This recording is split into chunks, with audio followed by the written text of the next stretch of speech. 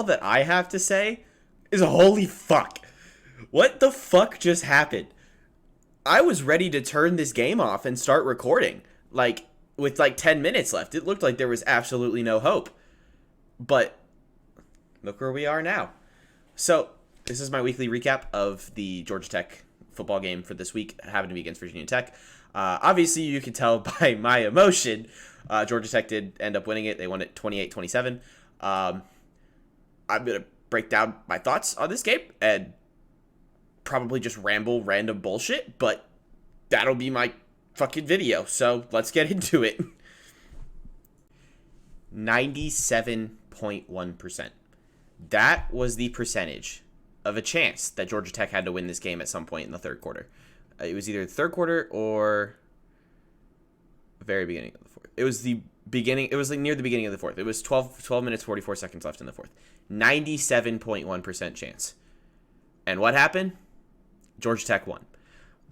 So this game, I think I have to give all credit in this game. Besides, like, obviously credit in this game was going to go to the defense. The defense did a phenomenal job in this game, keeping us in it, giving us chances. And honestly, that blocked extra point, that won us the game. Like, by stat sheet, that won us the game. Obviously, we would have been in a different mentality if that extra point hadn't missed, but I digress. So this was the Zach Pyron coming out game. Pyron, I don't know how you say that. I will learn it. Oh my god. So Zach Pyron, 19 of 32 for 253 yards and a touchdown, and the interception, which he's a true freshman. I can't really knock him. Right idea. Also 17 carries for 66 yards. I don't know how many factor in with sacks and whatnot, because that happens. But Dante Smith, 9 carries, 85 yards and a tutty. But the Zach Pyron rushing tutty. Oh my god. The balls on this man are fucking immaculate. They are immaculate. Like, run headfirst into this defense that's been swarming you all game. Just go boom, tutty, with the helmet coming off. Oh my god. This is the Zach Pyron game. He basically let us this game. He let the potential on him is I will say the difference. The difference between him and Jeff Sims when Jeff Sims was a freshman was that Jeff Sims just showed flashes, but nothing was truly spectacular. And Jeff Sims is getting much more comfortable, and there are spectacular moments, obviously, with Jeff Sims, but he didn't have it this early. He didn't have a game like this early in his career. 19 completions, 253 yards in a game where honestly, I didn't think the offense was that good at all up until really the fourth quarter. Yardage, I didn't think we really had as much as we did. We had 463 yards of offense. 463. That's absurd for a Georgia Tech team. We're averaging 300 yards a game. We're last in the ACC in yards per game. And yes, it's against a Virginia Tech team, but the record shows very different than who they are. They are a tough team, playing a 1-point loss to NC State last week at NC State. Like, this is a tough football team. And I got to give a lot of credit to Virginia Tech. They honestly outplayed us. They found our weaknesses. Their offense was not great, obviously. Their offense produced, 14 points? No, 13 points. Their offense only produced 13 points. The special teams and the defense were the other two touchdowns. So, defensively, Virginia Tech outplayed us. And it was really the fourth quarter that made the huge difference. But, let's see. Their quarterback, 14 of 25 for 164 yards and an interception. The costly thing for Virginia Tech was the turnovers. They had 4 turnovers. I believe 3 of them were fumbles, and then the 1 interception. Obviously the final fumble being very costly, and here's my reaction to that fumble right here. I was recording the end of the game to see my reaction if there was anything, but this is my reaction. Oh my god! Oh my god! Oh my god! What the fuck?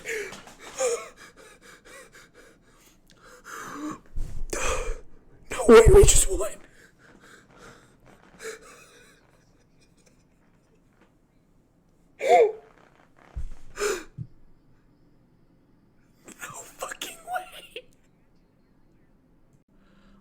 yeah, as you can see, I was very, very excited. They Georgia Tech's defense.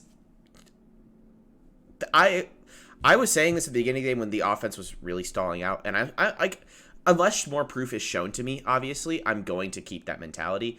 I think the only ones who should keep their job right now are Brent Key, not being the head coach, but I'm saying like keep his job at the Georgia Tech program because I love the guy. I want him to stay.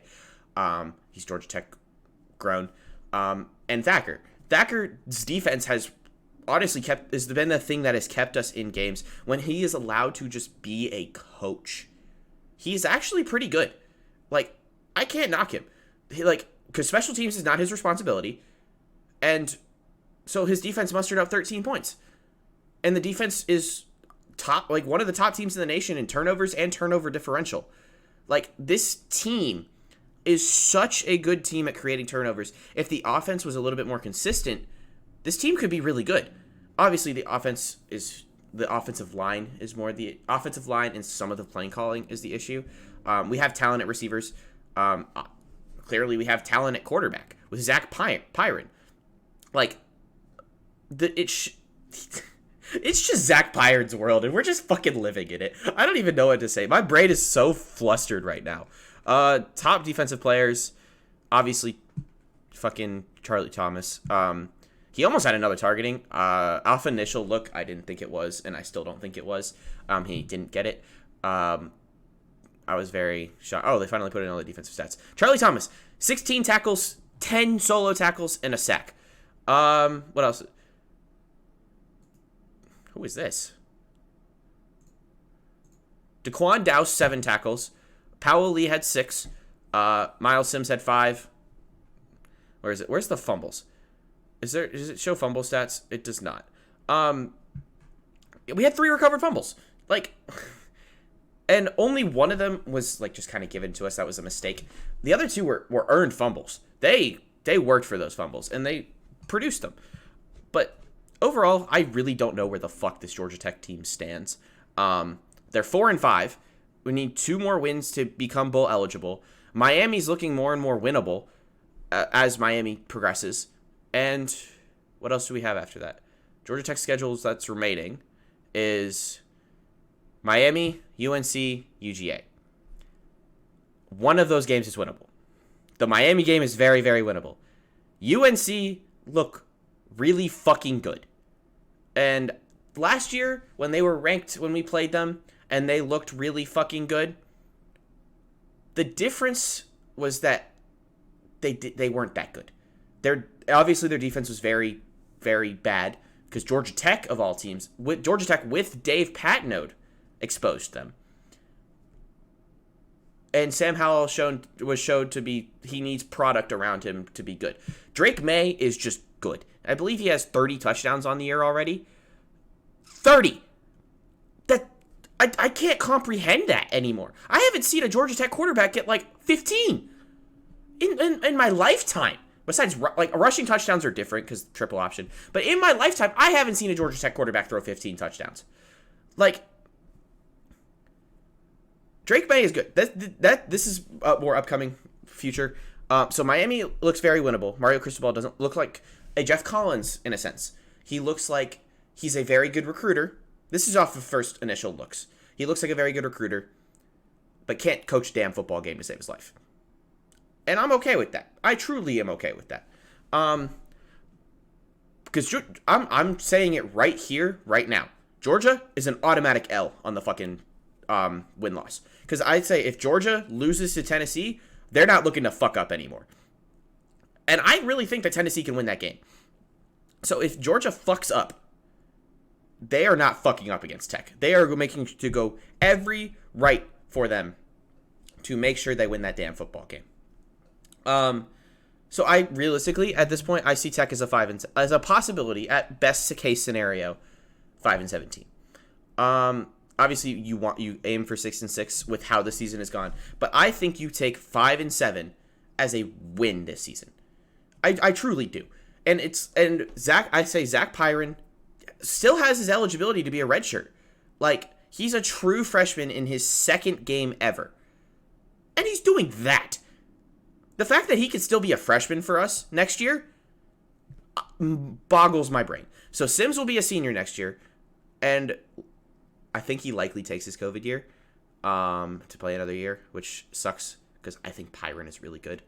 But I think we give Sims one more year, and then we're like, all right, Zach, here's the reins. And he has 3 years of eligibility to do whatever the fuck he wants with this Georgia Tech program. Obviously, I think it comes down to who's the head coach next year. But with the quarterback play, I like where Zach Pyron is. I like our two main guys now. Gibson obviously showed he can't play a fucking football game, but Zach Pyron can. And he's young. And obviously he's going to make mistakes, but he has fucking balls. So that's all I got to say. Subscribe, like, I'm out. Deuces.